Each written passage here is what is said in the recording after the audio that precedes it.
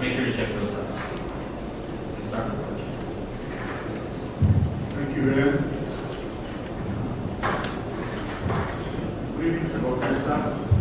We shall start with the first question. It's a very interesting question. And I think an affirmative answer to this question will ensure you full flights both ways. The question goes, will PAL show Bollywood movies and play Hindi music on the entertainment fare of the flights? Surely, this will be part of the product that we will provide and offer to the Indian market. Thank you. So whoever asked this question, you can now find PAL.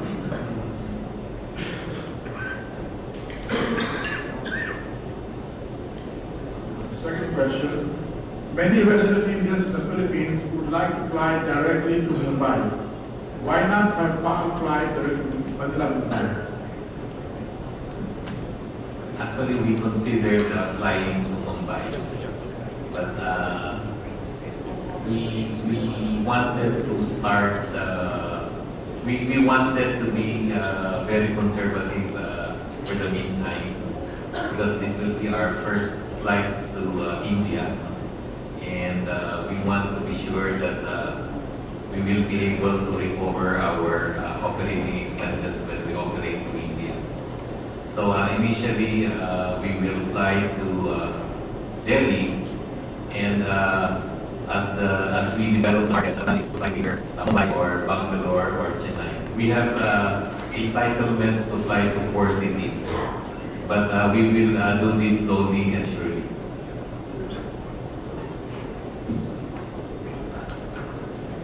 I think at this particular moment, let us cherish this moment.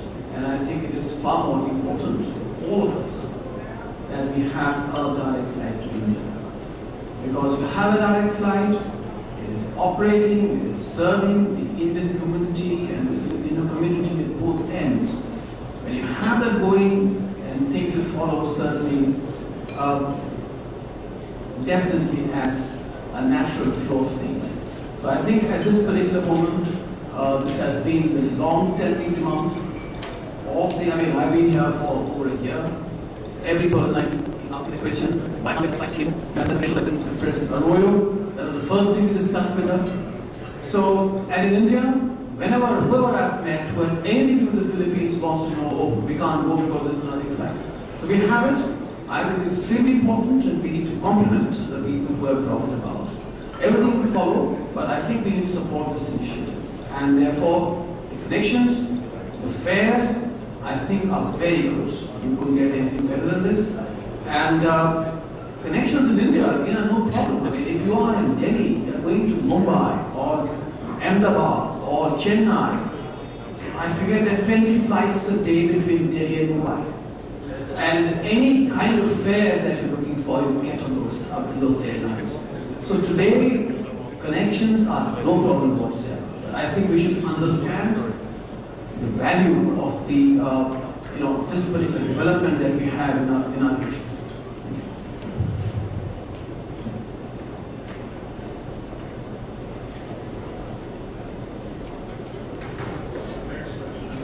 How soon will the ban from EU be lifted? And what is PAL doing on this? Thank you for that question. The Philippines has been blacklisted by the European Union Air Safety Committee since April of 2010. And the reason for the blacklist is because of the result of an audit conducted by the International Civil Aviation Organization. And in that audit, actually the audit is on the Philippine agency that does the oversight function of airlines. The Civil Aviation Authority of the Philippines failed the audit by the International Civil Aviation Organization. And because of this, the European Union banned all Philippine carriers. It has nothing to do with Philippine Airlines or the other Philippine carriers. this is the inability of the Philippine government to exercise its function as a regulator of Philippine carriers.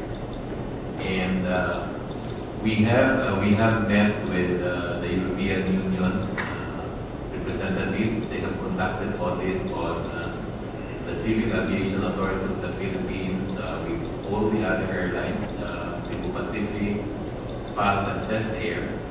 On Philippine Airlines, we passed their audit. We requested that we be delisted from the blacklist. Unfortunately, the European Union told us that it is important that they see some development in the way the government does the oversight function. And the problem is that the new administration just appointed a new Director General of this agency. And he is now trying to implement the reform. Unfortunately, there are problems with funding. There are problems with civil service regulations. So it's quite slow in terms of implementing the reforms that the EU is requiring. But one action that the Philippine Airlines has implemented is we requested one of our former chief pilots to retire from PAL and assume the position of Deputy Director General of that agency. Because we need a person who really understands civil aviation. Because the problems in the past, most of the Director General of this agency are Air Force generals or Air Force colonels with very limited civil aviation experience. So we have asked this person, who used to be our Vice President for Flight Operations, to take early retirement, and we're very happy that this person sacrificed his career just to help the Philippine government. And we're expecting that with input from this former Vice President of Philippine Airlines, we should be able to get out of the blacklist within maybe a year. And aside from the blacklist, this agency has been downgraded by the Federal Aviation Administration of the U.S. since 2008. We one passed with recommendation, and the 6 areas did not meet international standards. There's a lot of work to be done. It has nothing to do with the airport. It has nothing to do with equipment. It has, it's more of the organization, how it operates. For example, they don't have enough qualified check pilots to check the operations of Philippine carriers. They don't have updated safety manuals. When they were audited in 2007, the last updated manual was 2000. There were problems on licensing. There were some instances that when the audit was conducted that there were licenses issued, but they cannot produce the training materials that supported the license. There were issues about accidents and incidents that happened many years but not resolved until now. So these are the problems that the Civil Aviation Authority of the Philippines are trying to resolve. And we are hoping that with the transfer of one of our officers, who is really a very professional pilot, he should contribute well in solving some of these problems. Unfortunately, we are the only Philippine carrier that's operating to the US, and we are affected.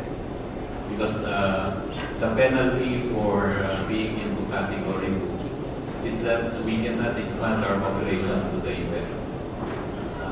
Right now, we operate daily flights to San Francisco, daily flight to Los Angeles, 4 flights to Las Vegas, 3 flights to Honolulu, and 5 flights to Guam. We wanted to fly more. We just took delivery of 2 777-300 brand new, $150 million per airplane, and we cannot fly these planes. This is the penalty for being under category 2. And we're asking the Philippine government to make it as a priority project to solve this problem.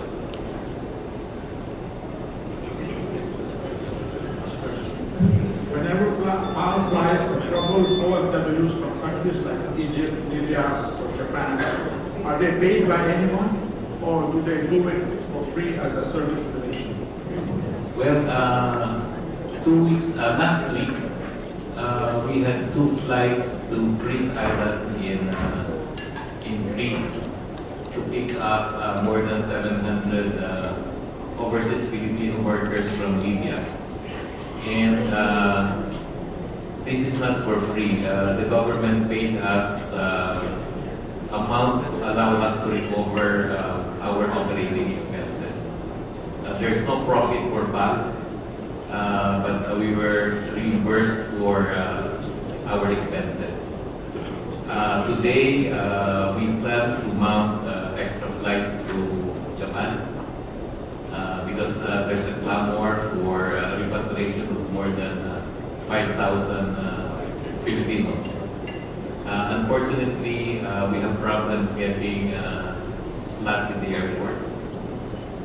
Tomorrow we will try to mount another extra flight, and we promise the government that we will collect only the operating expenses, direct operating expenses. In the past, we have done this. We have repatriated more than 10,000 Filipinos during the Gulf War. In fact, we were not paid by the government during the time, but we were able to collect from some insurance companies. I remember once I was talking to a PAL crew, and they mentioned that the flight in transit stayed on the ground for more than 2 hours. The crew had the right not to proceed with the flight. Is this true? Well, under our civil aviation regulation, there is a maximum duty time for the crew. The maximum duty time starts when they report for work until they go back for work, go home, no? Or until for international flights until they reach the hotel.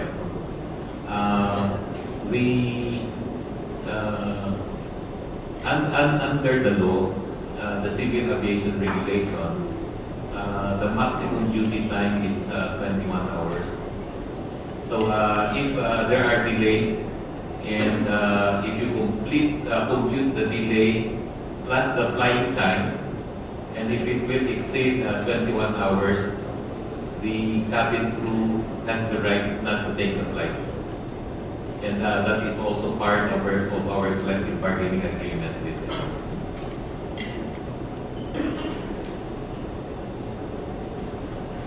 This should not be a word, but let's say, let me ask it. Is Kingfisher